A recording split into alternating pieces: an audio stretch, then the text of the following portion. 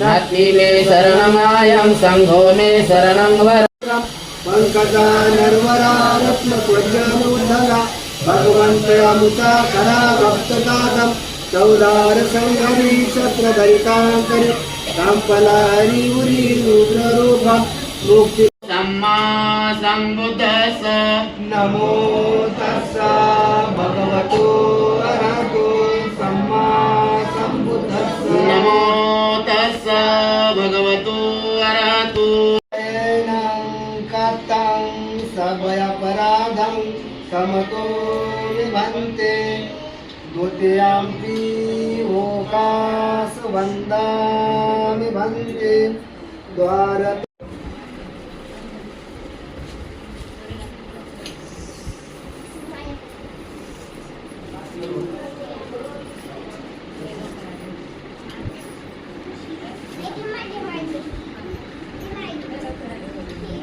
संघं नमामि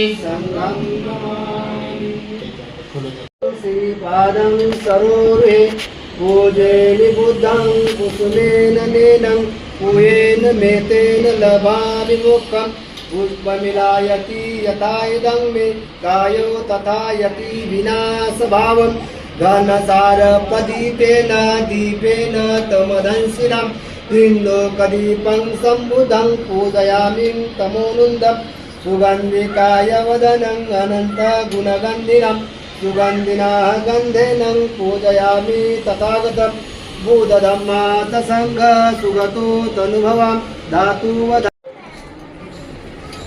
त्याप्रमाणे बाबासाहेबांची सुद्धा पुष्पाने पूजा होणार आहे.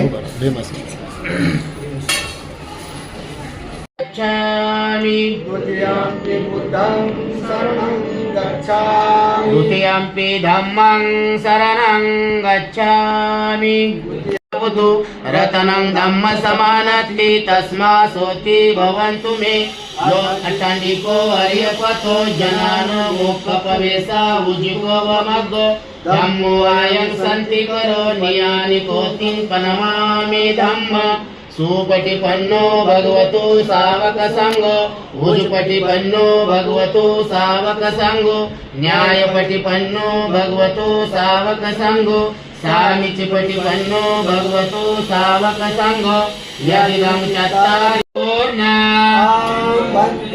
पाणातिपाता वेरमणि शिक्षापदं समादियामि पाणातिपाता वेरमणि शिक्षापदं समादियामि अदिन्नदाना वेरमणि शिक्षापदं समादियामि अदिन्नदाना मुळे त्यांचं ही प्रगती आणि त्यांच्या जोडीला जसं की बाबासाहेबांना जसा रमाईचा साथ होता तसंच आमची बहीण विशा गौतमी यांना त्यांचा साथ आहे. तर त्यासाठी त्यांचेही खूप खूप अभिनंदन करतो. आणि भंते कश्यपजी यांचे सुद्धा खूप खूप स्वागत करतो. आणि आपण खूपच म्हणजे सरांनी जर सांगितलं की मुलातला वेळ काढून इकडे आलेला की मुंबईमध्ये जे भंते जे आहे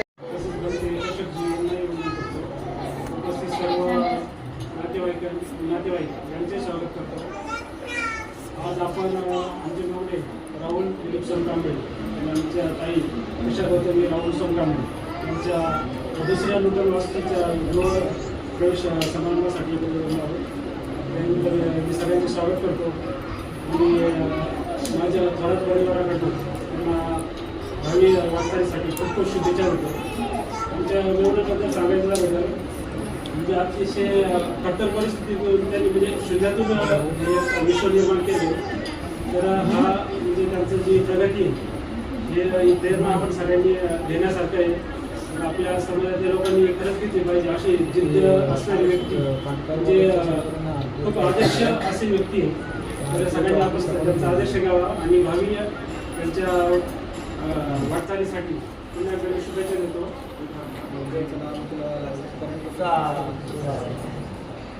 अजून कोणाला बोलायचं का? आपण बसलेलो आहे. ही देण आपली कोणाची? बाबासाहेबांची. बाबासाहेबाला आपण लक्षात घेतलं पाहिजे, बाबासाहेबाला मनात घेतलं पाहिजे, बाबासाहेबाला डोक्यात घेऊन नाही, डोक्यात घेऊन वापरलं पाहिजे. हे सोनकांबळे परिवाराने डोक्यात घेतलं बाबासाहेबाला आणि त्या निमित्ताने त्याला घर मिळालं. आमच्या राहुल साहेबांनी काय काय मेहनत केलेली. आमचं जवळ बसून तर त्यांना वेळ नसतो, मला वेळ नसतो, बसून बोलणं होत नाही, पण फोनवर कॉन्टॅक्ट असतं, बोलतो आम्ही. त्या निमित्ताने असं एवढं त्यांनी घर उभं करणं, याच्या 2 वर्षापूर्वी 2 वर्ष झाले तर 2 वर्षापूर्वी याच्या आधी एक ओपनिंग झाली, त्याला पण मी होतो. त्यावेळेस पण भरतीचे आले होते, पण मला उशीर झाला होता, थोडासा काय बोलणं झालं नाही जास्त. आणि त्यांच्या आईवडिलांचा आशीर्वाद गरजेचा असतो.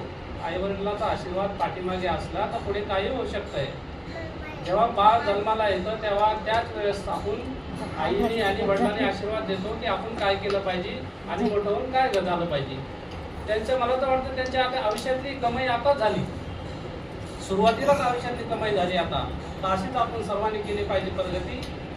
तर मी पहिला सांगितलं तसं की आपण जास्त नाही बोलताना की एवढंच बोलतो. आणि माझ्या भरतीची फलटणहून आले सकाळी, कालपासून काल पुण्याला कार्यक्रम होता, आज सकाळी पुण्याचा कार्यक्रम केला, काल रात्री पुण्याला होते आणि मुक्कामाला असून इथे आज सकाळी ठाण्याहून एक कार्यक्रम केला सकाळचा आणि परत आज इथं आले. आणि एवढा कार्यक्रम वेळेवर आले, ते वेळ सांगितला 12चा, तर मी 12 बरोबर ते 12 वाजता आले, पण आपल्याला उशीर झाला. असं घरचा कार्यक्रम आहे. त्यामुळे मी भंतीजीला हे आमचे भंतीजी आहेत, पूर्वीपासून आहेत, त्यामुळे या भंतीजीला बोलून आणलं मी. हे आमच्या भंतीजी टायमाचं बघत आहेत, म्हणजे त्यांना खरोखर म्हणलं की 1 दिवस आम्हाला पूर्ण द्या, कुठे जाऊ नका तुम्ही. दुसरे जर भंतीजी असते तर लगेच निघून गेले असते. माझ्या घराची पूजा होती, मी भंतीजीला 1चा टायमिंग दिला होता. भंतीजी 1 वाजून 10 मिनिटं 5 मिनिटं झाले की भंतीजी निघून गेली, थांबले नाही माझ्या कार्यक्रमाला. त्यामुळे की